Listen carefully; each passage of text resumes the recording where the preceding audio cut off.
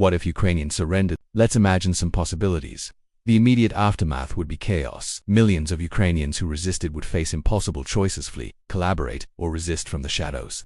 The exodus would dwarf what we've already seen. Poland, Germany, the Baltic states would strain under the weight of refugees who know they can't go home.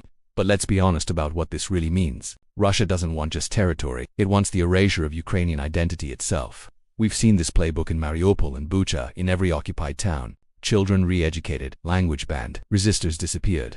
A surrender would end the violence, it would just move it behind closed doors where cameras unable to reach. The geopolitical tremors would be seismic and violent. Every nation on Russia's border would understand the lesson: international law is fiction. Security guarantees are worthless. Nuclear weapons are the only real insurance policy.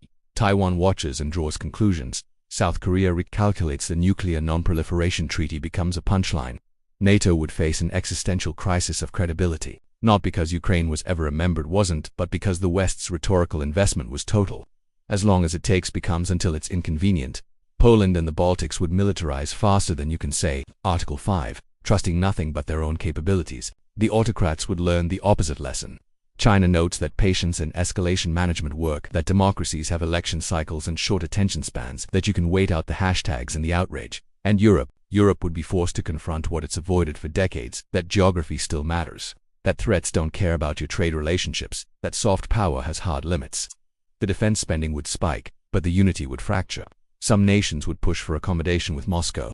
Others would never forgive those who blinked first. Here's the part that should keep us up at night: it wouldn't stabilize anything. Russia wouldn't be satisfied. It never is. The appetite grows with eating. Moldova would be next. Then perhaps the Baltics would face frozen conflicts and little green men. Each success would fund the next adventure. But maybe the resistance would never stop.